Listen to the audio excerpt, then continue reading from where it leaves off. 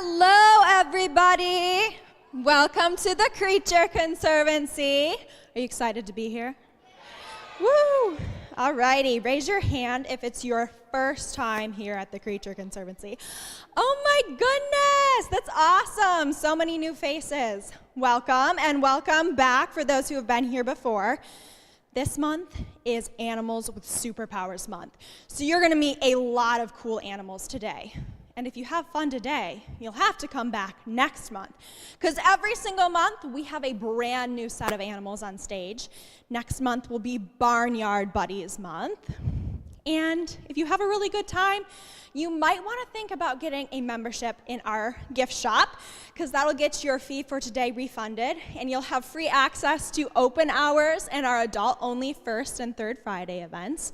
You'll also get discounts in our gift shop and for special events, as well as advance notice for special events, such as our very popular tortoise yoga, which is already sold out, but we have another really cool reptile event coming up on August 22nd. Tickets are still available, so take advantage of this event because you'll be able to see a lot of cool reptiles that are not normally on display here at the Creature Conservancy. We also have a paint night coming up in September where you'll be able to work with a local artist to design your very own snake collage. And we're going to have a very unique program coming up soon on animal behavior, so keep your eyes open for tickets that are going to be upcoming on our website. Our summer camps are wrapping up for the summer. We do have a wish list on our website for things that if you're interested in donating to us, we would love to have your support. Then we also have our really awesome Adopt a Creature program, which allows you to directly sponsor the care, the enrichment, and the training of a very specific animal here at the Creature Conservancy. And there are different tiers ranging from a signed letter from the zookeeper all the way up to a lifetime membership here at the Creature Conservancy. And finally, please follow us on social media. We post a lot of cute videos and pictures of our animals, and this is also where we give you notice for our special events. And then, of course, send the pictures that you take our way. You take a lot of cute photos while we're running around during programs, and we would love to see them. And now I'm going to introduce our first animal with superpowers. This is a very unique mammal. Who is this today, Skylar? This is Bouncy Ball, and Bouncy Ball lives nearby Snowball and Fireball and Racquetball. They all have the last name Ball because they are all southern three-banded armadillos, which are one of only 2 species of armadillo that can fully roll up into a ball. They're from South America, and as armadillos, they have their armor to protect themselves from predators. That armor is very unique to armadillos. It's kind of similar in some ways to a turtle shell, but it helps protect them from getting eaten by predators. It's made out of bony plates called osteoderms, and on top of those plates are little scutes made out of keratin, which is the same material that you would find in your fingernails. If you look on screen, you can see those little hexagon shapes on that southern three-banded armadillo. Those are the scutes. And Bouncy's pretty comfortable around us right now. He's just gonna explore on stage. He's not super freaked out. He knows he's not in danger, so he's not fully rolling up into that ball right now. But there are 21 living species of armadillo, primarily from South and Central America, and not all of them can fully roll up into that ball. So in addition to their armor, they need to do other things, like running away from their predators, or burrowing into the ground to get away from their predators, because they are not fully able to roll up into that ball. There are 21 species of armadillo today, ranging in size from the tiny pink fairy armadillo at 5 to 6 inches long, all the way up to the giant armadillo, which is maxed out at a recorded 119 pounds. Now, imagine if adorable little Bouncy Ball here up on stage was the size of an SUV. That would be pretty crazy, right? Well, at one time, the glyptodonts roamed the Americas. They were huge, the size of a Volkswagen Bug. They were heavily armored, and some of them even had heavily armored tails, like ankylosaur dinosaurs. Super, super cool. We do have a species of armadillo today in the United States, not the glyptodonts. Those guys did go extinct about 12,000 years ago. But we do have a species in the United States called the long-nosed armadillo. And we're not worried about getting leprosy from Mr. Bouncy Ball here. But it's important to know that if you run across an armadillo in the wild in the southern United States, you don't want to touch them, because armadillos, including humans, are some of the few mammals that can actually contract leprosy. And we actually gave leprosy to armadillos when we came over from the old world, so it's our fault they have it. And they've actually been really influential in helping us find a treatment and even a cure for leprosy. Because this species of armadillo, the long-nosed armadillo, when they have babies, they have 4 genetically identical babies. So genetically identical quadruplets. And that made it easier for scientists to come up with scientific experiments testing the impacts of pharmaceuticals on leprosy. Super cool. Believe it or not, armadillos' closest relatives are actually sloths and anteaters. They look very different, don't they? Can you believe that Bouncy Ball is in the same group as the sloths on our ceiling? They live very different lifestyles. However, they do have some similarities, and one thing that may look similar to you is their claws. You can see that southern three-banded armadillos have those long claws up front, which is really good at getting at their favorite food, which is insects, like ants and termites. And that's when they're also going to be using their long, sticky tongue. Bouncy Ball has a tongue that's about 6 inches long. He can use that to slurp up ants and termites that are in their tunnels and eat hundreds of insects at a time. He needs to eat a lot of them. He also has a very unique gait. These armadillos are just absolutely adorable, and they have a unique way of walking. So on their front feet, they walk on their tippy toes. It's called digitigrade. And then on their back feet, they walk on their flat feet like we do. It's called plantigrade. When southern three-banded armadillos have babies, they have one at a time. They're about the size of a clementine when they're born. They're absolutely cute, just little minis of the parents. And they can roll up into that ball soon after birth. It does take them a few weeks to gradually harden their armor, which is really important because that's an armadillo's superpower. That's their adaptation, their protection against predators. So if they come across something that would love to eat them in the wild, and there's lots of things in South America that would love to eat a small mammal with a soft belly, they'll roll up into that ball really quick. They'll do an ab crunch, and they'll roll up. And southern three-banded armadillos have 3 bands of armor with really flexible skin in between. And that gives them the flexibility they need to fully roll up. And as you can see, they can do so very quickly. And if a predator keeps at them, maybe a cougar keeps pawing at them, or coatimundi, which is a relative of a raccoon, tries to keep getting at them with their paws or their nose, what they can do is they can open up their shell just a wee bit. And then the cougar or the other predator puts their nose inside that shell and snap.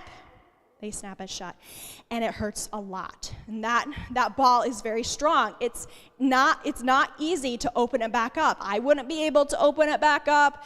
Skylar wouldn't be able to open that shell back up. A cougar wouldn't be able to. So it's a very good defense mechanism. They also have little hairs along the sides of their belly, which are trigger hairs. They're really good at feeling, and so if something touches those hairs, they know to snap up into that ball. So armadillos are very cool, very unique mammals with a unique adaptation, a superpower that helps defend them and keep them alive in the wild. Do you guys have any questions about armadillos before we introduce our next animal with superpowers? Yeah, go ahead. So I believe Bouncy Ball came from another zoo. Right. Yeah. Yes. Another zoo. So most of the animals here we have are rescues or rehabilitated wildlife, but we do have a few animals from other zoos as well. Good question. Yeah, what's your question?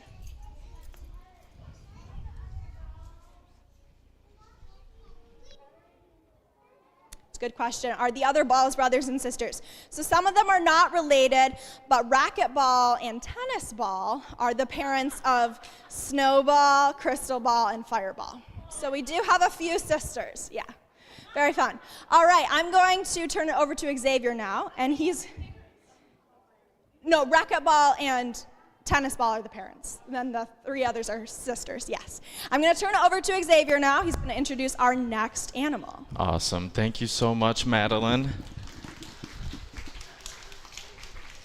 So the next animal that we are going to be meeting is an incredible species of reptile that is native to the northern parts of Australia. We're going to be meeting a frilled dragon. And you guys may be a little bit more familiar with their close relative, the bearded dragon, because bearded dragons are one of the most popular reptile pets. They're very personable, and they're also from Australia. But frilled dragons and bearded dragons have a lot of similarities, yes, but they have also a lot of differences between the two. And one of the main differences to start off is where they live. And yes, they are both from Australia, but they live in very different habitats in Australia. The bearded dragons are going to be living in the much more arid desert regions, rocky, sandy areas, whereas the frilled dragons in those northern regions will be living in forested areas. And one of their first superpowers that they rely on is camouflage. And he doesn't have the right camouflage to really blend into our staff shirts here, but if you stuck them on a branch or on a tree in Australia, they would virtually disappear because the pattern and color of their scales really mimic and match the colors and textures of the bark of the trees in Australia. So it really helps them camouflage when they're just relaxing or hunting for their food, which is typically small insects like grasshoppers, caterpillars, moths, beetles, things like that. They're mainly insectivorous, but then they have predators around Australia that are also equipped with some really intense superpowers, like hawks and eagles with their heightened sense of vision, or those dingoes and some species of snakes with incredible senses of smell. And so that camouflage doesn't help in every single case, but that's okay, because these frilled dragons have some more tricks up their sleeve. And if they're spotted by a predator, they don't just immediately dart off and run away like some other lizards would, but what they do is they turn and face the predator, look them straight in the eye, and then they do something which is how they get their name, because they will open their mouth, and when they do, they transform into a different lizard. They open up those frills, and those flaps of skin on their neck open up, turning this vibrant, bright red, orange, and really startles the predator because they thought they were going after this really easy lizard. Now this lizard's turned into this big, scary reptile that is not afraid of them. And when they show off their frills like that, they're also showing off some impressive teeth as well. And so these predators may start to think that this bright, colorful animal with these impressive fangs is venomous and going to insert some serious damage, but in reality, he's not venomous. You still don't want to get bit by him, but he's not going to kill you. But the frilled dragon doesn't want you to think that. And in most cases, that does the trick, because the predator sees he's not afraid, and they think, I'll just go get a safer lizard. But in some cases, some of the predators have seen these tricks before, and they know that this frilled dragon is just bluffing, and they will still go after them. And that frilled dragon is not caught yet, because they've got the last trick up their sleeve, and that is their super speed. They will turn around, run away, and they can get up to nearly 20 miles an hour. And we're not going to set him down on the ground and let him showcase that for you guys in front of us today, but we do have some great videos that we found online that really do showcase this for us. But we have a black-headed python, one of their main predators found in Australia, kind of hunting after them, and the frilled dragon notices this, opens up its frills, and when that doesn't do the trick, what it will do is still not back down, and when that's not working, then they just turn around and run away. And when they get going, they don't run on all fours. They will start running on their hind legs. And so they will show off that great form, that incredible speed. And so they're incredible track athletes, not only in sprints, but also in the hurdles. They can clear any of the debris found in Australia, but then they will just keep going and going and going.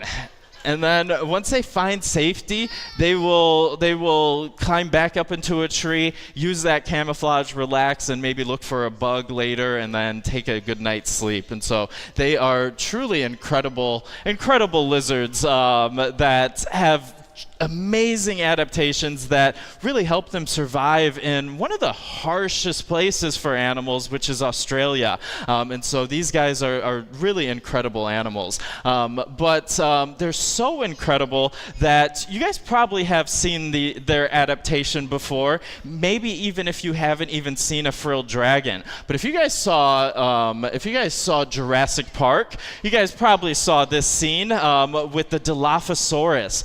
But one of the coolest facts about Jurassic Park is that there is actually no proof or no evidence that any dinosaur had this adaptation, even the Dilophosaurus. And when producers of Jurassic Park were meeting with scientists on how to make their dinosaurs look realistic and how to make them look cool, they stole adaptations from reptiles living with us today and used them for the dinosaurs to make the dinosaurs look cooler. So we just have to sit here and appreciate that we are living with some of the coolest animals in history with us right now. But these frilled dragons are truly amazing animals. But do you guys have any questions about our frilled dragons? Yeah. He pretty much is, and that's what I love about reptiles, is a lot of them are just like mini dinosaurs, yeah. You know, so dinosaurs and lizards, they are not completely related. Like, lizards didn't come from dinosaurs, but they did come from a branch of archosaurs, which birds, alligators, crocodiles, all came from that same branch. But it really kind of depends on which dinosaur you're actually talking about, which they delineated from. But that is a whole nother program that we can go hours and hours on. But I am going to pass things over to Chloe to talk about our last animal. Thank you. Thank you so much, Xavier. All right. So I am so excited to introduce our final superhero for you today. And you all have been so wonderful for the animals so far, but I just want to ask that you continue that, because one of this animal's superpowers is super hearing. It is a nocturnal animal, so the hearing is very sensitive to voices, to feet, and we want to make sure that they feel really comfortable on stage. And the nocturnal animal that we're talking about is from parts of Africa and Italy. And one of the powers they have that they're most known for are those spikes. We are seeing a porcupine today. And when I say porcupine, you might think of the picture on the left. That is a North American porcupine, the one we have here. But we are seeing an African crested porcupine. That picture on the right, they have an incredible mohawk, and they are the third largest rodent in the entire world. And when I say that, I think that kind of confuses people sometimes, because you might be thinking, okay, rodent, rats, mice, but I want you to expand everything you know about rodents, because 40% of all mammal species are rodents, so they're incredibly diverse. They have stripes and spots and big ears and long legs, and there's so much more than what we usually think. But the thing that brings them all together are those teeth. And so porcupines are no exception. They have those two big front teeth that they use to chew on wood and bones and antlers and all kinds of fruits and veggies and nuts. And the super thing about those teeth is they keep growing for their whole lives. So that's why they have to keep on chewing and chewing and chewing. And so I think Rosebud is on stage today. Awesome. Rosebud is our porcupine who is just over a year old, so she's fairly new to being on stage, so thank you so much for being respectful of her. And she's getting some of her favorite treats, some nuts that she doesn't usually get, and some pieces of roots and vegetables she doesn't usually get as well. But the superpower that a lot of people know about, other than that hearing, those teeth, are the spikes. They have quills all over their body, and I'm gonna do some myth busting right now. No porcupine can shoot their quills. It's in every cartoon, TV show, movie that these porcupines shoot their quills out of their body, but they cannot do that. The quills are made out of keratin, the same stuff that our hair and fingernails are made out of, so it's actually more like a modified hair on their body. But then you might be asking, if they can't shoot them, then how can they actually use those quills? And if you'll see in these pictures, and you'll see Rosebud right now, they can control their quills. So even though they can't shoot them, they can decide if they're nice and relaxed, that they're totally smoothed down, they're not sticking up at all, or if they're excited or agitated or scared, they can put up all of those quills and look 2 to 3 times as big as they normally do. There are muscles attached to every single one of those quills, and we actually have those same muscles. But ours usually activate if it's a little bit cold, or maybe we get a little bit scared. The hair on our arms starts to go up, the hair on the back of our necks start to go up.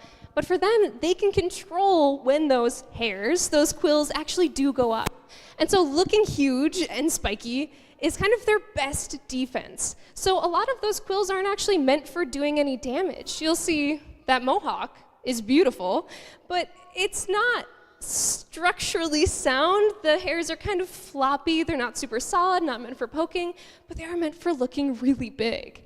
And the reason they want to look big is because they're going up against some pretty intense predators, lions, leopards, and usually not just one at a time, 2, maybe 3 lions hunt in prides together. And so they need to look like something that cannot even be eaten. And so that's going to be their first warning sign, is looking big. And then they have those colors all over their body. They have these really distinct black and white stripes all over, and that's another warning sign. You can think anything that has those really high contrasting colors, bees and wasps, poison dart frogs, Gila monsters, skunks, that is a warning sign that, hey, I could hurt you. Maybe I'm poisonous, or I'm venomous, or I bite, or I spike. And if the lions continually ignore that, they start shaking their tails. So hopefully we won't actually hear it from Rosebud today, but if she decides to start shaking her tail, it makes an incredibly loud rattling noise. One porcupine at a time, it might sound like a big snake or maybe a big wasp, but multiple porcupines all shaking their tails at the same time sound like a car starting. The rumble gets louder and louder and more ominous, and it becomes something really intimidating.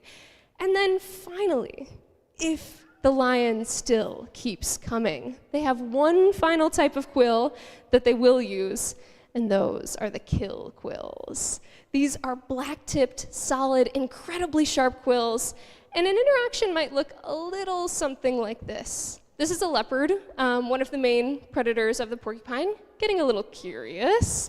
If you have any cats at home, you notice that paw that just keeps kind of checking things out. And the porcupine, as it feels that leopard get closer, backs up and backs up and backs up until the leopard can't back up quick enough.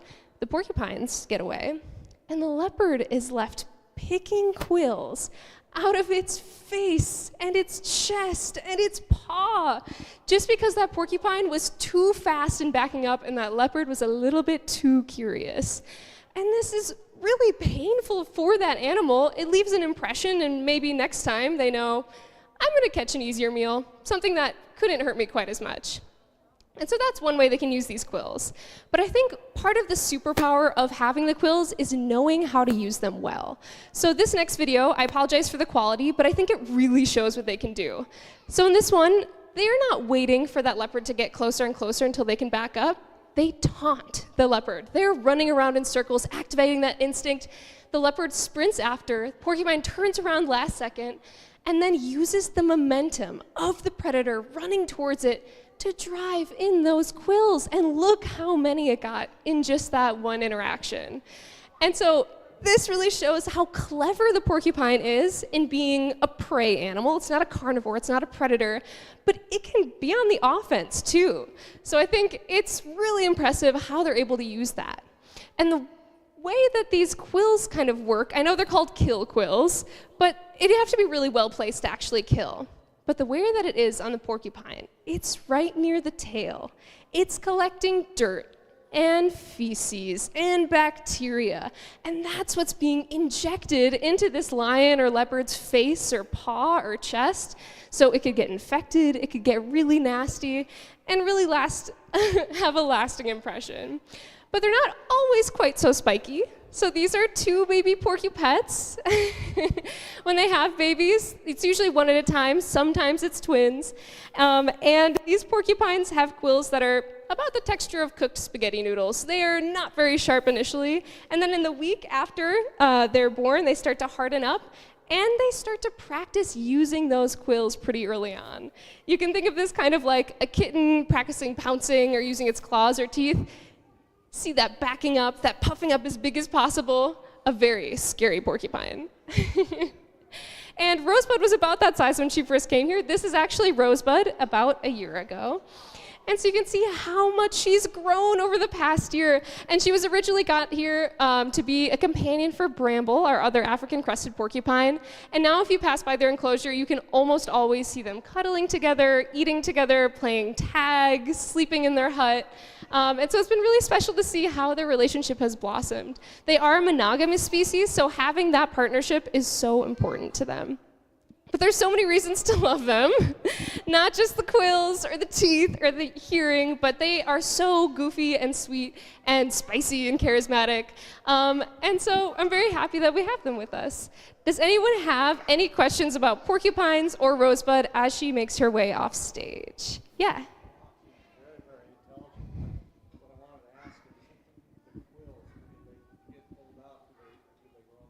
Yeah, the question is, if the quills get pulled out, do they grow back? And yes, absolutely. They grow back just like hair. So they naturally shed them as well. Whenever we clean their enclosure, we find quills all the time. And they're just constantly growing them back. It takes about the amount of time hair grows, a few months, to get back to its normal length. Yeah. Yeah.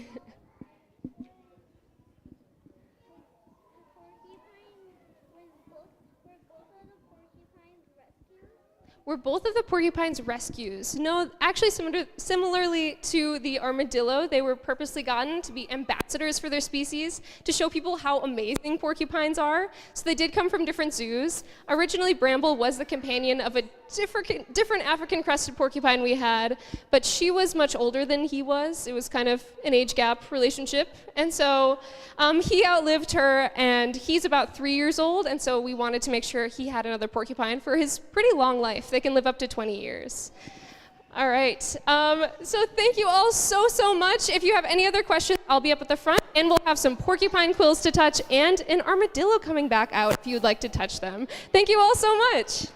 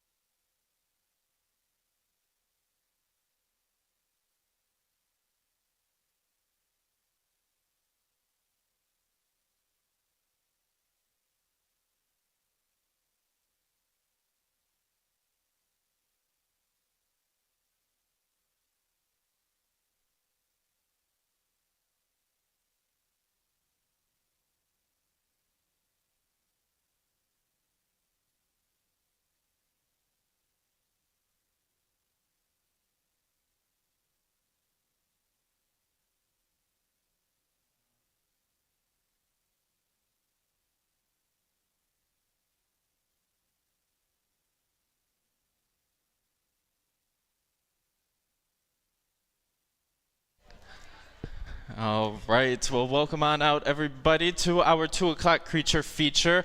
And in this program, we are sticking with our theme of the month and meeting some incredible animals with some incredible superpowers. But unlike some past creature features where we've only met one species of animal, we are going to be meeting 2 species today. But we are talking about animals with superpowers. And in just about every superhero movie, there's always a villain. And animals have also been villainized, and this species that we're going to be meeting, actually both of these species, have been villainized by us humans over time, but you're going to learn that they're not really all that big of villains. But this animal is maybe a little bit early, because in a few months we're going to be coming into Halloween season. We're still in summer now, but in a couple months you guys may be listening to or watching some scary movies or reading some scary books, and when you're going to bed at night, your parents will comfort you because you may be afraid of monsters under the bed or monsters in your closet, and your parents are great and they tell you you don't have to worry because monsters aren't real. But I'm here to tell you your parents were lying to you, and monsters are real, and we're going to be meeting a very own monster that is native to the United States, a Gila monster. And this animal, like I said, has been villainized so much over time that its name has the word monster in it. But the part of the reason why it has the name monster is because of many myths and legends that have come around about this animal over time. And one of the biggest myths around this animal is that if this lizard took one breath on you, you would fall over dead. And this lizard just walked in front of every single one of you, took a breath on every single one of you, but I promise you're not going to fall over dead. But the sprinkle of truth in that myth is because this species of lizard is one of only 2 highly venomous deadly species of lizards on the planet. And they do have a very toxic mix of venom, and reptile venom does come in 2 main flavors. You have your hemotoxins that your rattlesnakes have that attacks your bloodstream, and then you have your neurotoxins which cobras and mambas have, and that attacks your nervous system. Well, Gila monsters, they have a complex mix of both hemotoxins and neurotoxins. So it is so complex that scientists that are studying this Gila monster have not been able to figure out an anti-venom for this lizard. So your guys' brains are probably now thinking, what is this crazy person doing handling this highly venomous lizard where there is no anti-venom? And part of the reason for that is there is a lot of training that goes into handling the Gila monsters and making sure you're safe. But one of the main things about it is Gila monsters don't have a great delivery system for that venom. Yes, that venom is very, very deadly, but they don't have a way of getting it to the predator or their prey very easily. And so when we think of delivery systems, think of like a stinger on a bumblebee that easily injects it, or rattlesnake fangs that directly inject the venom in. Whereas Gila monsters don't have that, but they do have an incredible set of really sharp teeth. But along those teeth, they have little grooves, and their venom glands are located just on the sides of their mouth, almost on their cheeks. And as they chew on their food or on a predator, they will work that venom in, almost like when you're chewing bubble gum or when you're chewing a Jolly Rancher. You produce a lot of saliva, but for the Gila monsters, their saliva is that venom. But they don't mainly use it aggressively. It's mainly defensive. And so we know it's defensive because of their bright, beautiful coloration. And they're native to the southwestern deserts in the United States. And so this bright, beautiful coloration really isn't meant to camouflage in, because those contrasting patterns really stick out in the desert. And it's an advertisement to let those predators know, stay away from me, I'm dangerous. dangerous because if they spot a predator, they'll posture up like this, open their mouth, show that you don't want to mess with them. And if you're a coyote, skunk, or other animal messing with them, they'll see that and think, no way, Jose, I'm going to get something safer for breakfast tomorrow. And so it really keeps them safe from predators in that sense. But then we also know it's not aggressive because their main diet in the wild are eggs. And you don't really need venom to catch an egg. An egg isn't going to run away from you. And so they, Gila monsters especially, majority of their diet is made up of ground nesting bird eggs like quail and things like that, because they can't really run fast, they can't chase things down, and they're not great climbers by any means. But just because that venom isn't used aggressively, they are still something to respect and to fear, because they really have killed a couple people in the past century. 3 people have died from Gila monster bites. But I will let you guys know, it is extremely easy to avoid a Gila monster bite because all 3 people had one thing in common. They all owned pet Gila monsters. So if you don't want to die from a Gila monster bite, it's easy and you just don't get a pet Gila monster. And so that is the safest way to avoid that. We do have 3 Gila monsters here at TCC. All 3 of them were former pets before they came here. And they're all about 20 years old, which is about middle age for a Gila monster. They can live about 30, 35 years or so. But they are truly incredible animals, definitely not deserving of the name monster. They are really a defensive animal that have used their superpowers to really defend them from some of the tough predators found in the desert. But like I said earlier, they are not the only species of highly venomous lizard on the planet. They do have a very close relative that lives just a little bit further south in the western parts of Mexico. There is another species of highly venomous lizard, and this one looks very similar to the Gila monster, except it is a little bit bigger. Because Mexican beaded lizards can get nearly 2, almost 3 times the size of Gila monsters. And that's impressive because Gila monsters, as the one you saw, was fully grown, but they're also the longest species of lizard native to the United States.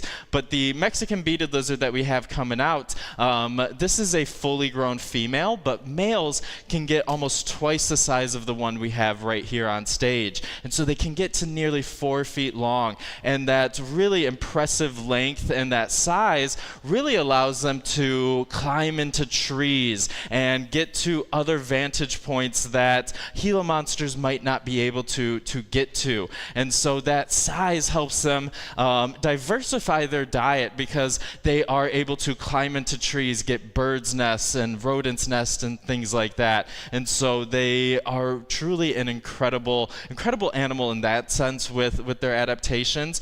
But what's also impressive is their venom is the same exact makeup as the Gila monsters, and so they defend themselves in that same way. And you can see that they have a very similar pattern, except they are more colored like a bumblebee, whereas the Gila monsters were very orange and coral colored, where these guys are black and yellow, and depending on their range, some of them can be a lot more black, like the ones in the pictures there. But they're truly incredible animals, but they get their name beaded lizards because their scales have really beautiful textured patterns, and a lot of it has been known to inspire a lot of indigenous and Native American artwork in that area. That beadwork has been thought to have been inspired by these 2 lizards because the Gila monster also has that beaded texture. But those beads are not just for looking beautiful. They also also serve an amazing purpose as well, and is also one of their superpowers, because each one of those beads is a little osteoderm or bony plate. So if you guys watched the armadillo program earlier, the armadillo was covered in osteoderms that protected itself, and so is this beaded lizard. So head to toe, they have little bony plates that give them protection all across their body. And this is important because they do live in ranges where some birds are able to dodge the bite and pick them over and peck at them in their body. And so that protection that they have along their body really does protect them from some of their tougher predators like birds and that sort. But this species as well has been villainized just like the Gila monster, and it's also been forgotten by conservation. There's a subspecies of beaded lizard that is actually the most endangered species of lizard on the planet. There's only around 150 of them left in the world, and a lot of reptiles, because of the stigma that revolves around them being villainized over time, have been forgotten through conservation, and a lot of people don't look at the benefits that having these animals around do have, because these animals are truly incredible just to have around for themselves, but having some of these venomous animals have really led to some of the latest and greatest medical advancements for us humans as well.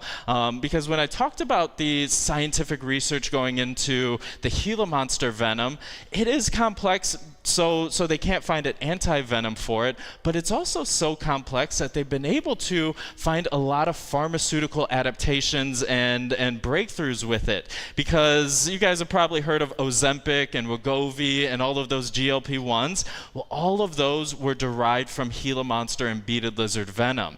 And it's not just for weight loss and all of that. It started as a type 1 diabetic drug and has a lot of great advancements there, but other reptile venom is to be thanked for breast cancer treatments, heart disease treatments, and things like that. So even if you can't convince yourself to love the reptiles for them just being amazing animals, you definitely want to keep them around because they have a lot of research that can go into and benefit us as well. And so they're truly amazing animals, both for themselves and for society. But do you guys have any questions about our beaded lizards or Gila monsters? No questions? We're all lizard experts? Yeah. So really all of the GLP-1s and Ozempic now is all synthetic. So there aren't like Gila monster beaded lizard farms to make all of that. But when they are doing the research, what they will do is put down like a bite pad for them, and it almost looks like a fluoride treatment at the dentist, where they just kind of bite down, and over time they will bite down and work the venom in. It's a little bit different than with rattlesnakes, where they just kind of bite down and kind of inject the venom, but they kind of have to let it go a little bit over time, but then it collects that way. But it's just like our saliva. They can get a dry mouth, and it may take a couple days to replenish, but they will always replenish over time. But awesome. And so if you guys don't have any other questions, I will stick up here and just hang out up here if you guys want to come up and ask anything else. But then at 3 o'clock, we will be doing a repeat program with our Gila monsters and beaded lizards. Oh, sorry. Yeah, you had a question? So they live in the forests of the western part of Mexico, and so they have a pretty wide range, but on that west coast of Mexico, they have a lot of forests that is great habitat for them, whereas the Gila monsters will live in a more desert, arid region. But yeah. But then at 4 o'clock, we will be doing a stone stage program with our 3 other animals. But thank you guys so much. I hope you have a wonderful time today.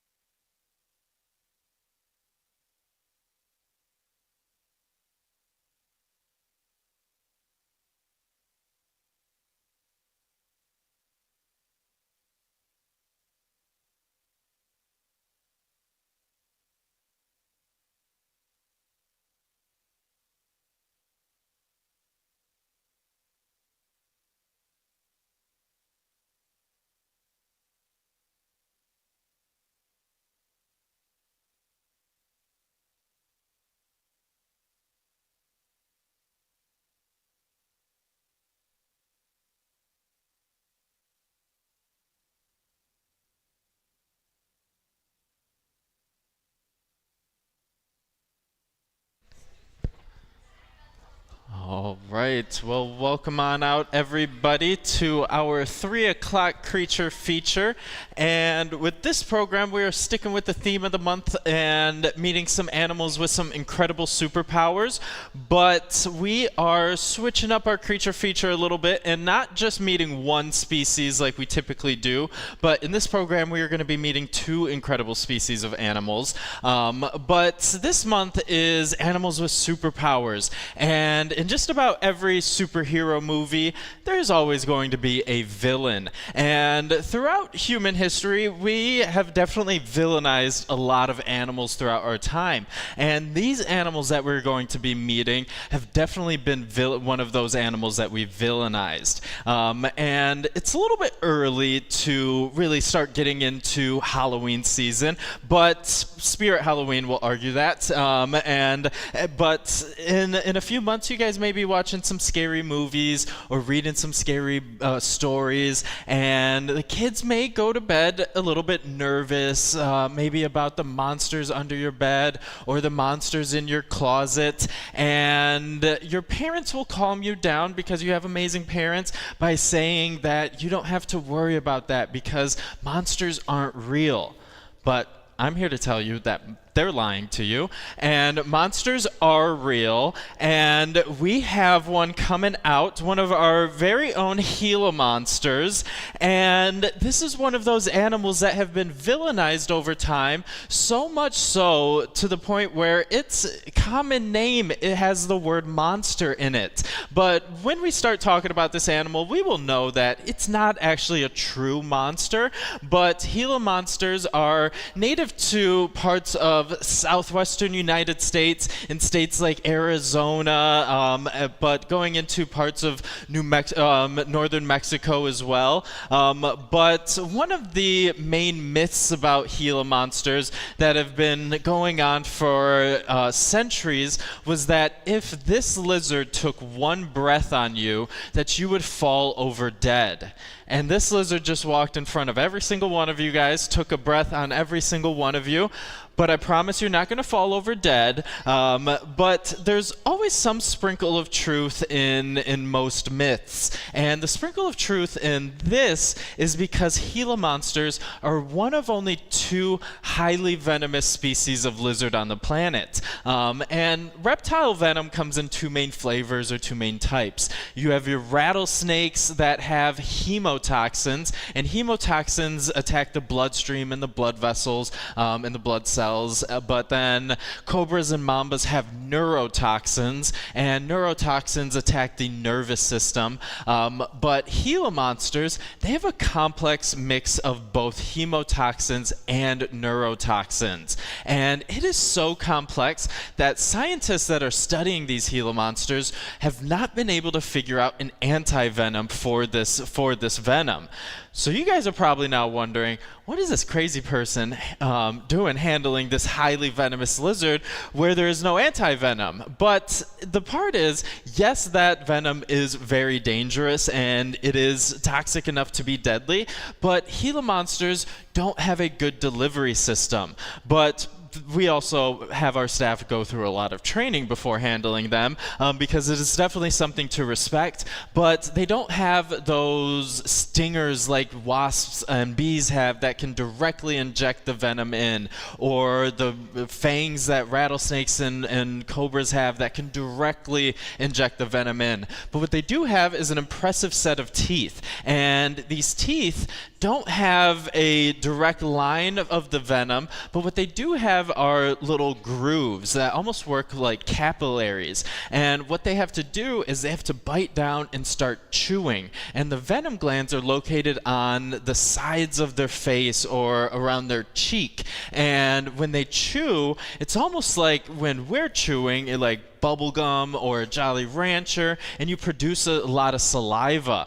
But for them, their saliva is that venom, so they have to work it into their prey or work it into a predator. But in most cases, they are strictly defensive, and we know that because of their coloration. These Gila monsters are extremely beautiful orange corals, contrasting with the dark blacks on their body, and that contrasting pattern is a warning sign. It's not meant to camouflage in the deserts they live because they stick out like a sore thumb, but they want to because that bright colors warn their predators that they're venomous. A lot of the animals that have chemical defenses have this warning sign, like bumblebees, wasps, the poison dart frogs, even skunks have that contrasting pattern, and all of that are warning signs to these predators. But they'll stick that mouth open, remind those predators that they have that venomous bite, and in most cases that does the trick and allows the predators to get the message and then let them be. But then the other reason why we know that these guys are strictly defensive with their venom is because the main food that they're eating in the wild are going to be eggs. And you don't really need to be venomous to catch eggs. An egg isn't going to get up and run away from you. And so in the wild, when they're hunting for their food, they're just smelling around the ground looking for ground nesting birds like quail that are very abundant in the areas that they live. And so these guys, they are really just venomous to protect themselves from the coyotes, the skunks, the birds of prey in that area. So that venom is really defensive for them. But just because it's a defensive measure that they use does not mean it is something that you want to relax around, because that venom is very toxic. And so much so that about 3 people in the past century have died from Gila monsters.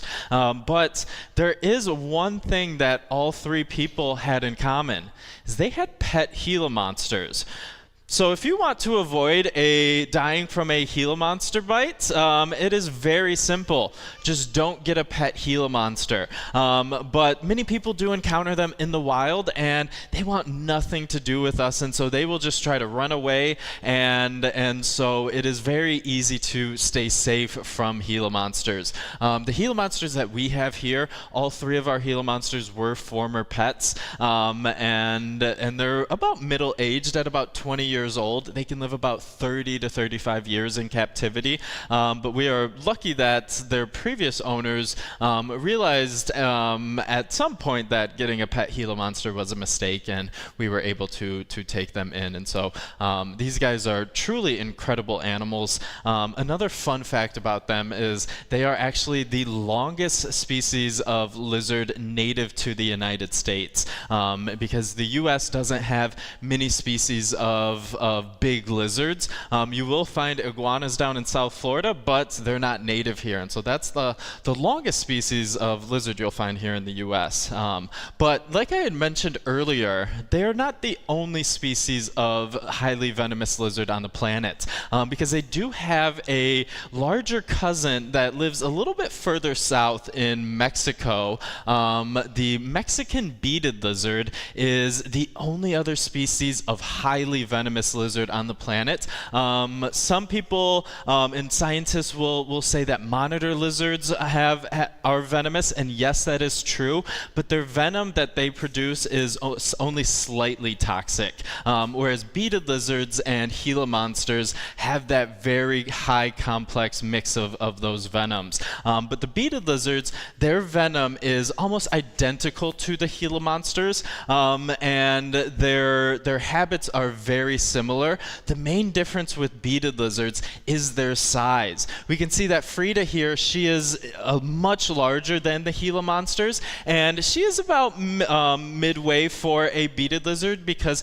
males can get about twice her size at nearly 4 feet long. And so the beaded lizards get much larger than the Gila monsters, and that longer size, those longer arms and legs, give them an advantage because they will climb into trees, and in those trees they can hunt for eggs and nesting birds in those areas. And so that size really gives them that advantage that the Gila monsters don't quite have. But another thing that is very similar between both the Gila monsters and the beaded lizards is something that gave the beaded lizards their name, and it's that beautiful texture of scales that they have. And so each one of their scales scales is a tiny bead, and it's thought to have inspired a lot of the indigenous and Native American artwork and beadwork in that area. But those beads aren't just beautiful on the lizard, they serve a very important purpose,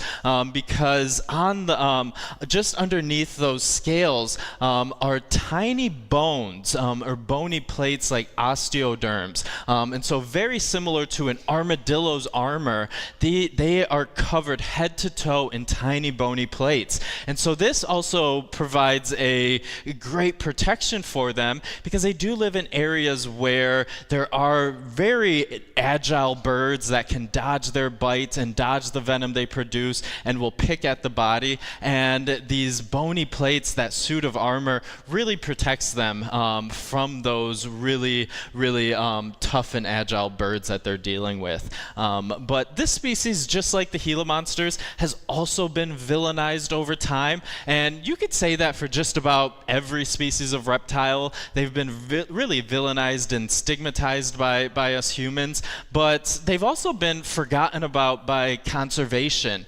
And one of the species or subspecies of beaded lizards here is actually the most endangered species of lizard on the planet. There's only about 150 of them left in the wild, and part of the reason they've been forgotten about through conservation is that stigma they have. A lot of the efforts go to the cute and cuddly animals, but that forgets the reptiles, and the venomous reptiles are among the most critical of the conservation needs. But these guys, not only do they serve an amazing importance in the ecosystem, they really do benefit us as well, because that venom that they have is so complex. Like I said, they can't create an anti-venom for it, but there have been billions of dollars of research going into Gila monster and beaded lizard venom that they've been able to come up with some of the latest and greatest pharmaceutical and medical advancements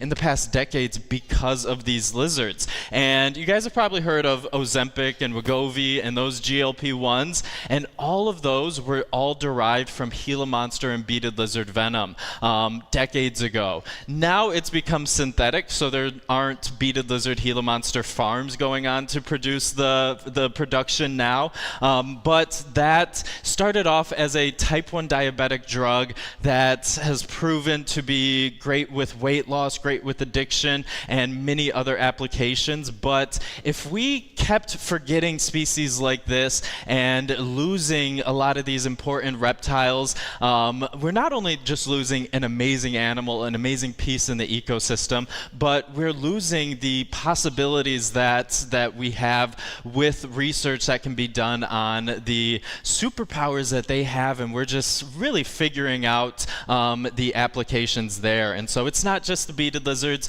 Copperhead venom has helped breast cancer treatments. Many other species of venomous reptiles have helped heart treatments or heart disease and things like that. So these villainous animals have been stigmatized, but really don't deserve it. But do you guys have any questions about our Gila monsters, beaded lizards, or any of these guys? Yeah. Yeah. So when you see her sticking her tongue out, she's smelling just like a snake does. So just on the roof of her mouth, she's got the Jacobson's organ that she inserts it and analyzes the smells that way. Yeah.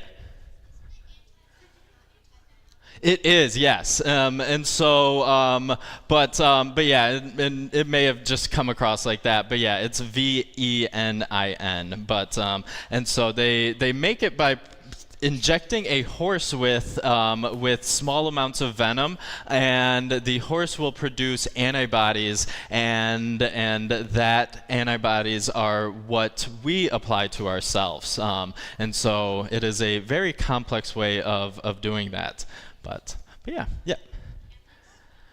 So yes, pretty much every species of lizard can swim. They do not like to swim, so they can't swim for very long, like some other species of lizard, but they can. Yeah.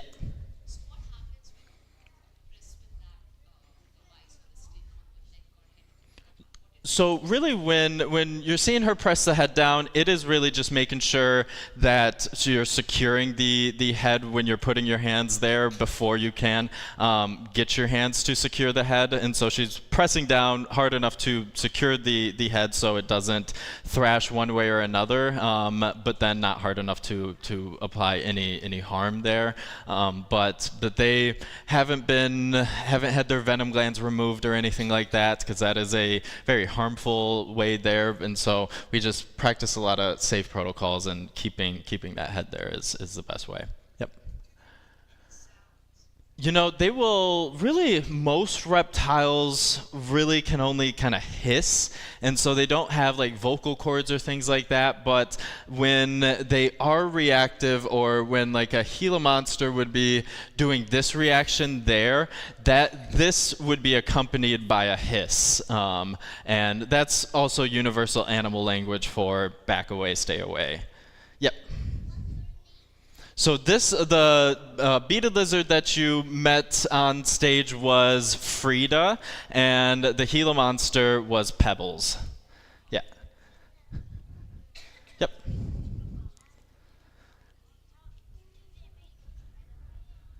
So they do make venom, and they make venom just like we make saliva, but their saliva is very toxic. Well, awesome. Oh, yeah.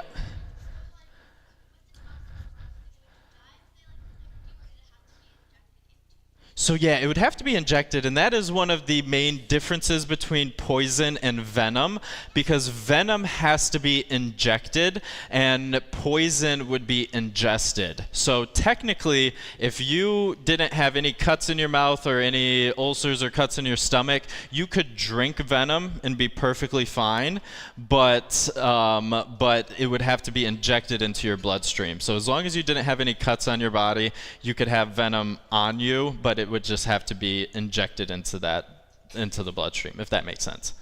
Yeah, we'll do one last question, and then I'll take the mic off. But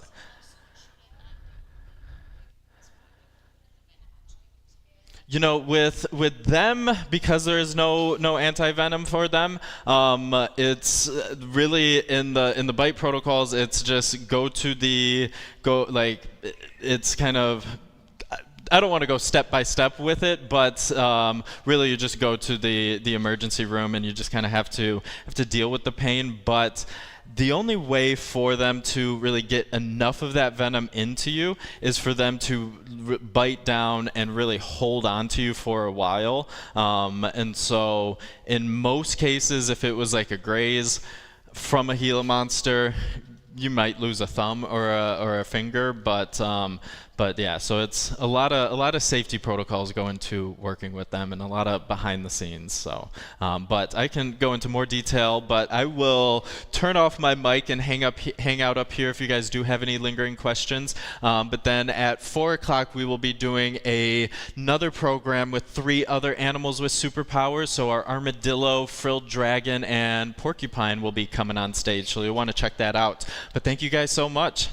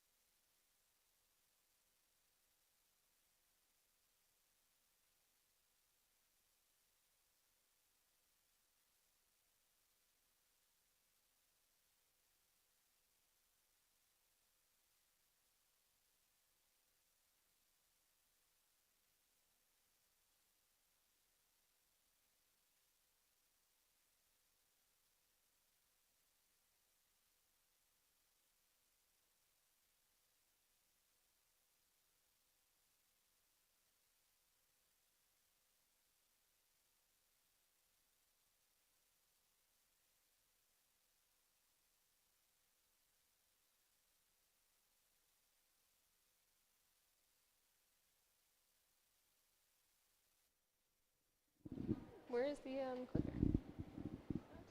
Oh, wait.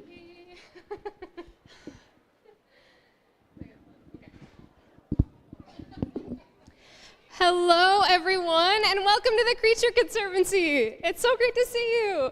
Now, I am just curious, how many people are here at the Creature Conservancy for the first time ever? My goodness, welcome, quite a few newcomers, and welcome to our returners as well. So we are having Animals with Superpowers Month. If you don't know, we change our theme every single month. There's a different program, totally different animals that are on stage. So this month you're gonna see spikes and venom and speed and super hearing. It's really amazing. But next month we are bringing in some barnyard animals, so completely different cast of characters. If you enjoyed coming today, I hope that you might consider coming next month as well to see something totally new. And if you do want to keep coming back, getting a membership may be worth it. There's so many benefits to having a membership. Of course, coming to open hours whenever you'd like. There is a first and third Fridays of every single month, an adults-only exclusive look at all the animals on stage. You get a more thorough program, some extra information, and a pretty excited audience. It's one of my favorite events. And you get to go to that for free as a member. You get discounts in the gift shop, on tours and parties and private events, and you get to be the first to know about all of our events that are happening. And we always have something going on. So coming up, we have reptile encounters. You get to see some reptiles that are not on display at the Creature Conservancy, up close and personal on August 22nd. We do still have tickets available. And a very popular event that sold out almost immediately, we have tortoise yoga. We host yoga classes like this pretty regularly, sometimes tortoises or turtles or opossums or snakes, where they are actually in the room with you while you are finding your zen. It is really fun. And we have an up-and-coming, we did this once before, really cool event about animal training and behavior. So you get to see some animals do some training here, but you get to see behind the scenes of what that really looks like to train an animal. And that is on September 25th. There are not tickets quite yet, but they are coming soon. And then finally, for this event, we have a paint night. You get to meet 3 different snakes, and then you get to create a collage that's led by a local artist to paint these 3 different snakes. And for our last few things, we do have summer camps going on. We have a week left. And so if you have anything that could be made into enrichment that you would like to come and drop off for our final week, that would be amazing. And we have our Adopt a Creature program. If you've gone around and you've met any animals that you've really particularly fallen in love with, you have the opportunity to symbolically adopt them. You could get your name next to them on a plaque. You can support their training and their enrichment and their enclosure. So it's a way to kind of get a little bit closer to one of our animals that is really special to you. And then finally, please take pictures and videos absolutely during our programs or of our animals. And if you do, post them on social media. We're on there at the Creature Conservancy on Instagram and Facebook and TikTok. And we love to see what you take and post. And we also post cute pictures and videos, so go check those out as well. And with that, I am going to pass things off to Madeline to introduce our first superhero of this program. Thank you so much, Chloe. I am so excited to introduce our first animal with a very special superpower, a very special adaptation that helps protect them from their predators. This is a mammal from South America. This is Bouncy Ball again. Yes, this is Bouncy Ball. And Bouncy Ball lives near his companions, Snowball, Fireball, Crystal Ball, Tennis Ball, and Racquetball.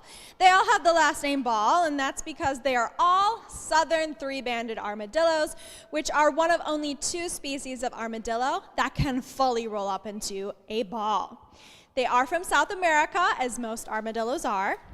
And here's a picture of one where you can see that they have 3 bands of armor in between their shoulder armor and their back armor. And in between those bands of armor, they have more flexible skin that gives them the flexibility they need to fully roll up into that ball.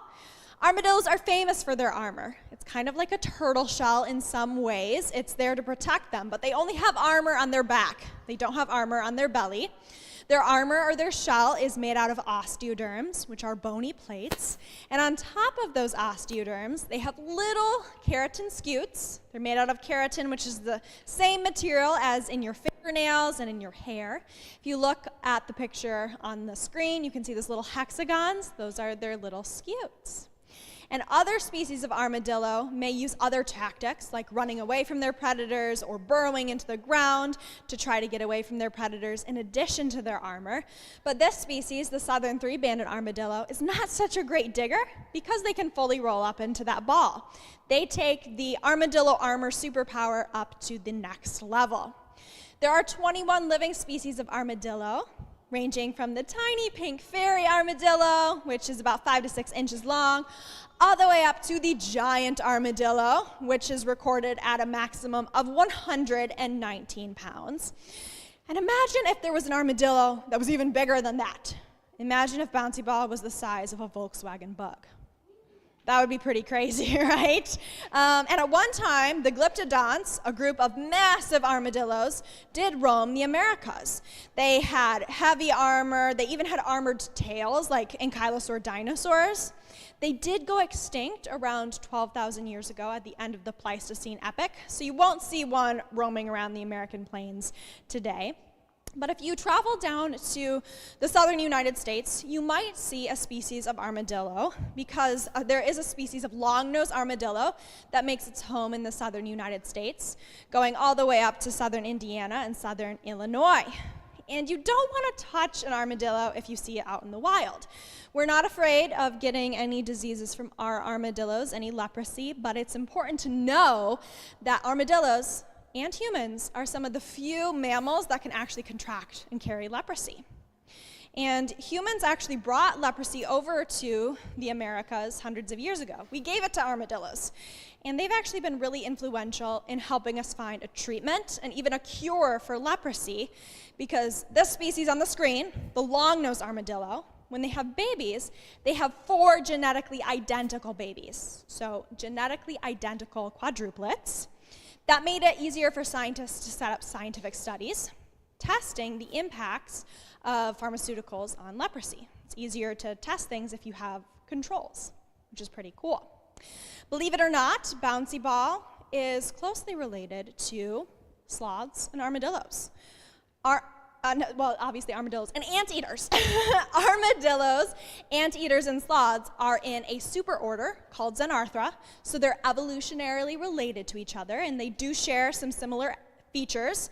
One thing that you might see as similar among the groups is their claws. Armadillos are famous for their claws, which are really good for digging. In sloths, those claws are really good for hanging upside down up in the canopy. And other armadillo species, not the southern three-banded armadillo, are better at burrowing, but Bouncy Ball might use those claws to get at his favorite food, insects like ants and termites, and he'd also use his long, sticky tongue. Southern three-banded armadillos have a tongue that's about 6 inches long, and it's really good at slurping up ants and termites. They need to eat a lot all at once, hundreds in a night, so that they can have the energy that they need. When southern three-banded armadillos have babies, they have 1 baby at a time. They're really cute minis of the adults, and they're about the size of a clementine when they're born. They can roll up in that ball soon after birth, and then they gradually develop their superpower. Over the course of a few weeks, they slowly harden that armor. And that's really important, right? Because armadillos are small mammals. They have soft bellies, and there's lots of things that would love to eat them. Maybe a cougar or another large predator in the Americas. So what they're going to do if they feel threatened, or maybe if they feel something brush up against their hairs on their belly, is they're going to roll up really quickly. They're going to do an ab crunch and roll up. They're going to fully roll up their shell, and they do it really fast. And once they're rolled up in that ball, it's really difficult to open up that ball. I wouldn't be able to open up that ball. Skylar wouldn't be able to, and neither would something like a big cougar. And so if a cougar is trying to get at that ball, what the armadillo might do is just open up just a little bit, and then when the cougar sticks his sensitive nose inside, snap it shut. That really hurts a lot. And they do that to try to protect themselves. So armadillos have a very unique superpower. It's very unique among mammals. And this armadillo, the southern three-banded armadillo, takes that armor up a step further. They have the ability to fully roll up into that ball. So we're super excited to be able to share our love of armadillos with you all. And I'm going to just take a couple of questions before we get to meet our next animal with superpowers. Feel free to raise your hand and I'll call on you. Yeah, what's your question?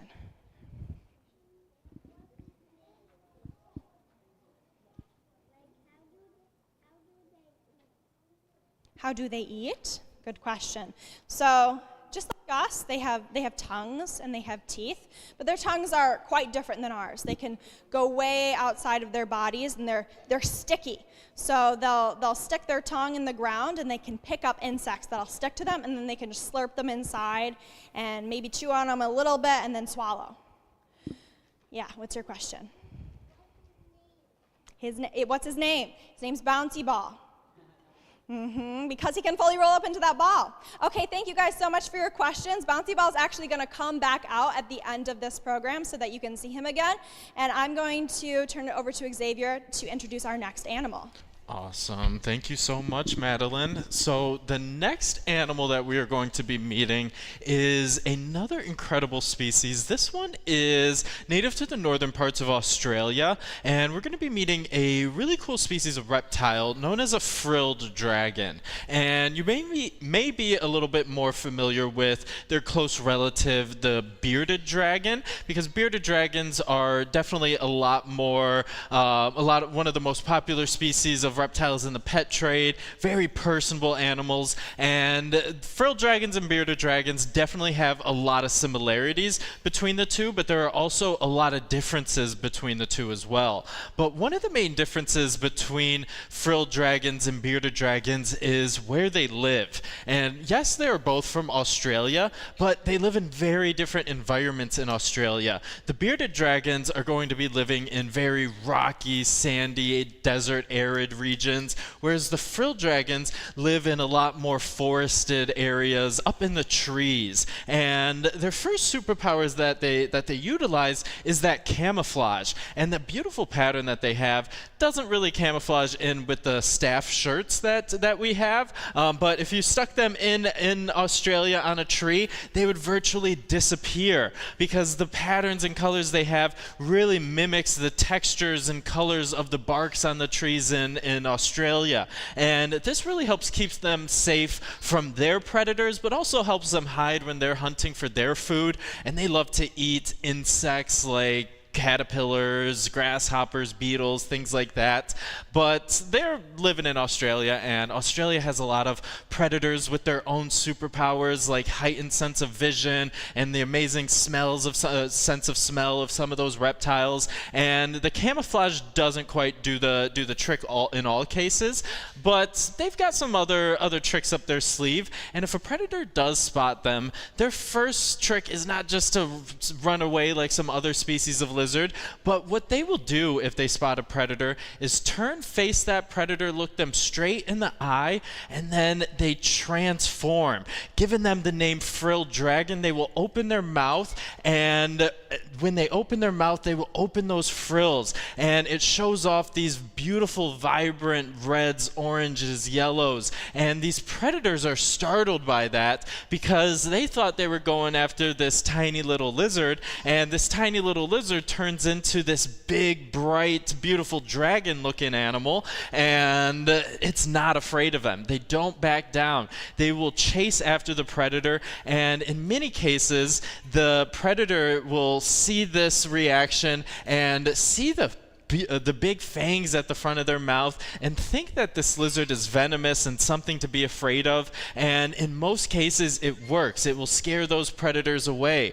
But a lot of times, the predators have dealt with these lizards before and can see through these tricks. And it doesn't always work. But that's okay for the frilled dragon. They are not caught just yet. Because what they do if a predator doesn't fall for this is they will just turn around and run away. And these guys have incredible super speed. They can get nearly 20 miles an hour, and we are not going to set him down on the ground and show off that speed right now, but we do have some incredible videos that will highlight this. And so we have a black-headed python on the trail of a frilled dragon, one of their main predators in the wild, and when they spot him, they will open up those frills, and if that doesn't do the trick, they will keep antagonizing them, showing off those frills, and if that still doesn't work, then they get up and go.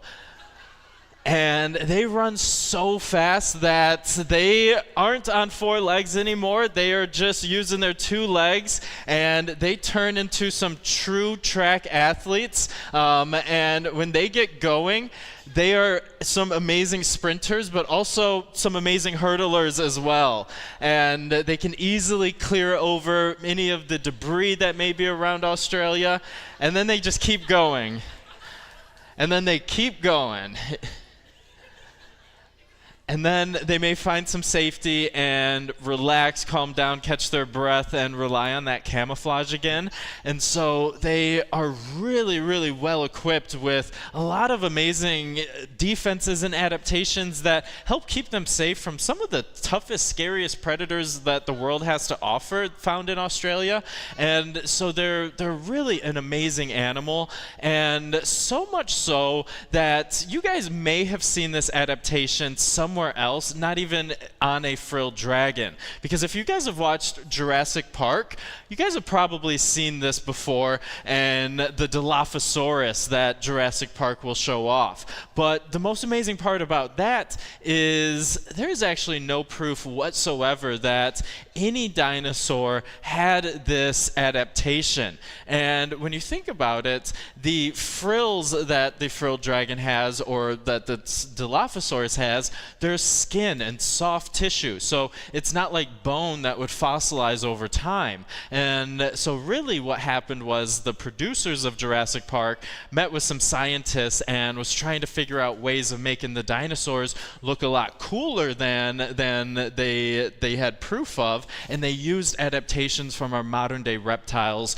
to make the dinosaurs look cooler. So it is fascinating to think about that some of the coolest animals in history are living with us right now. But these frilled dragons are amazing. They can live about 15, almost 20 years, and this guy, Boo, right here, he's about 3 years old, so he's still a young guy, but he's going to be making his way off. But do you guys have any questions about our frilled dragons?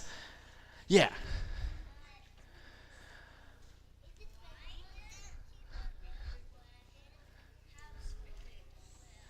So he has such big frills because that's trying to scare off those predators. And so when he opens them, it's meant to startle those predators, and it may spook them and keep them safe. Yeah.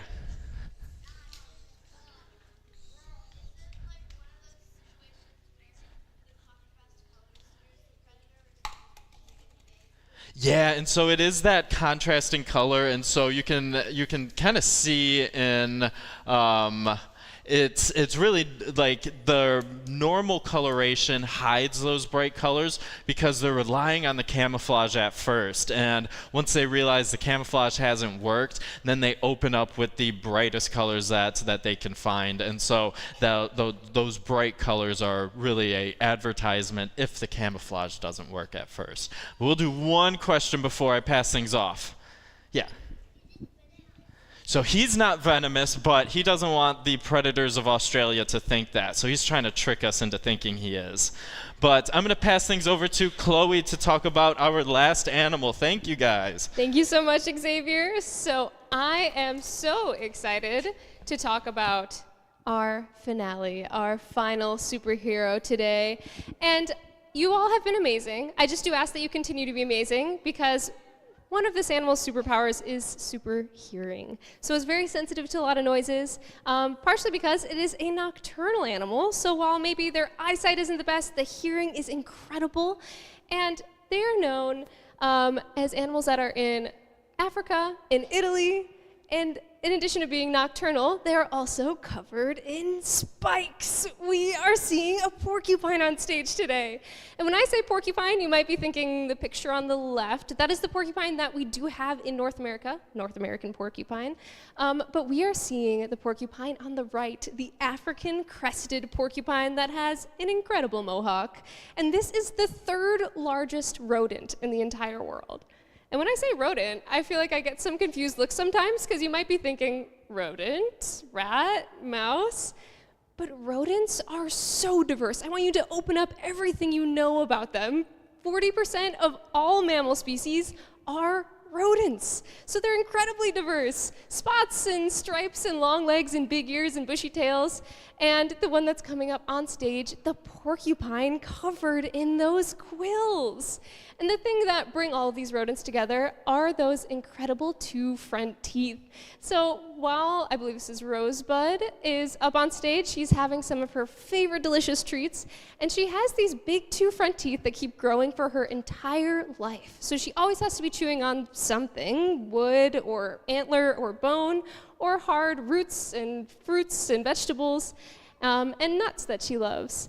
And the superpower that they are most known for are those incredible quills. And I'm gonna do some myth busting right now. No porcupine is actually able to shoot its quills. And it's something that's shown to us in every cartoon that's ever had a porcupine, but they cannot do this. They cannot shoot out those quills. So you might be wondering, if they can't shoot them, how can they actually use those quills? And not all of those quills are made to be dangerous. A lot of them are made for show. They're pretty easy to see. They stick out a lot. They have these black and white stripes, and they have control over every single quill. There's a muscle attached to every one, so if they're nice and relaxed, you could see they have their quills totally down, flattened against them, and if they get excited or agitated or scared or angry, then they flex all those muscles and look 2 to 3 times as big as they normally do. Because looking big is very important when you're going up against big predators, lions and leopards, and these huge animals that want to try to eat you. So looking like something that's huge and spiky and not able to be bitten really helps. And sometimes those lions and leopards don't pay attention to all of the warning signs. They keep walking forward, and after the porcupine fluffs up, it starts to shake its tail, because there are rattling quills on the end of that tail. So there's different kinds of quills for different things, for display, to make a lot of noise. They're hollow and kind of bell-shaped, and one porcupine sounds maybe like a giant rattlesnake. 2 or 3 porcupines together almost sounds like a car starting. It is this ominous rumble that gets louder and louder and louder, and oftentimes will scare off a much larger predator. But if it doesn't, then something like this might happen. This is a leopard in this video, one of the big predators of the porcupine. And what a predator might do is get a little bit curious, a little bit too close. If you have any cats at home, you might notice a curious paw that comes up and starts to bat at those quills. Looks like we have some buffering. I'm so sorry, folks. But what will happen is the leopard gets closer and closer. And the porcupine has those really long quills that senses just how close it is. And the porcupine backs up and backs up and backs up faster than the leopard is able to back up. Porcupine gets away scot-free, and the leopard is left with these quills sticking in its face and its paw and its chest. And it has to work on actually getting those things out. And these are not the display quills that are kind of bendy and hollow and really movable. These are the kill quills. They are solid all the way through. They're thick. They're incredibly hypodermic needle sharp. And the way that they use them, sure, that can be a very good defensive way if the animal's already coming up and starting to attack. This next video, I apologize, quality is not quite documentary like that other one, but it really shows how clever they are in being able to use them. Instead of waiting for a leopard to come up to them, they taunt that leopard by running away, running around in circles, activating that predatory instinct. The leopard comes full force at that, turns around, last second, uses the momentum of the predator running to drive in those quills. So they are smart enough to be able to use this superpower to its full extent, and you can see how many quills came out in this video. I think that's pretty incredible. And these are called the kill quills. It would have to be very well placed to actually kill a predator. But the place where these quills are on the porcupine are by the butt. They're picking up dirt and poop and bacteria, and that's what's being injected into the chest and face and paw of these predators. And so it can leave a really lasting infection and wound and really makes them know, I'm gonna go after a much easier meal next time. But even though the spikes are what they're known for, they're not always quite so spiky. These are a couple of baby porcupines, and right after they're born, their quills are soft, kind of like cooked spaghetti noodles. And then a week after they're born, they start to harden up. And they start practicing with those quills pretty early on. You can think like a kitten that's practicing with its claws or its teeth. A porcupine practicing backing up really quickly and looking as big as possible. And Rosebud, when she first got here, did this all the time. And she was about the same size. That is a picture of Rosebud when she first came. And so you can see over the past year how much she's grown. She's even bigger than Bramble, who's our 3-year-old porcupine, and Rosebud was originally gotten as a companion for Bramble. They are a monogamous species. Having a relationship is so important to porcupines, and now if you pass by their enclosure, you can almost always see them cuddling up, eating together, playing together, and there's so many reasons to love the porcupine. It's not just their quills, it's a lot of their personality. It's goofy and spicy and ready to play.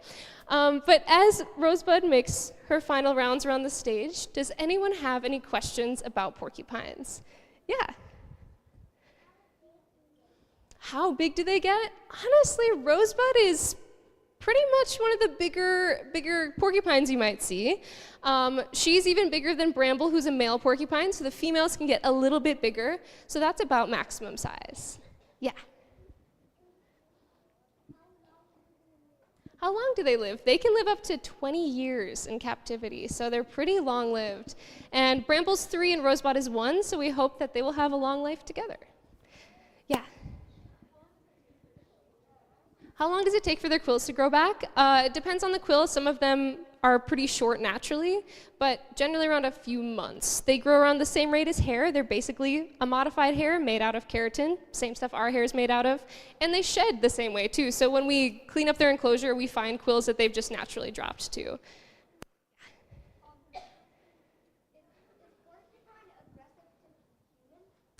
Porcupines, unless you were going up like you were about to eat that porcupine, they're not aggressive to people. They really don't mind us. And when they're raised in captivity like this, they end up liking people because they kind of understand us as their caretakers. So if Xavier had run around the stage, Rosebud likely would have chased after him in kind of a very playful way. So they do like people like that. And now that Rosebud's off stage, I want to see if this video works. This is... Oh, I was hoping the audio might work. That's okay. It's one of them rattling, which I usually don't show when they are on stage. But if you come up afterwards, we have some quills that you can touch. We have an armadillo that's coming back out that you can touch. And I can show you the video on my phone if you want to actually hear what they sound like when they rattle. At 4:45, we will also have an alligator feeding out at Al's dock. But thank you all so much for coming to the Creature Conservancy.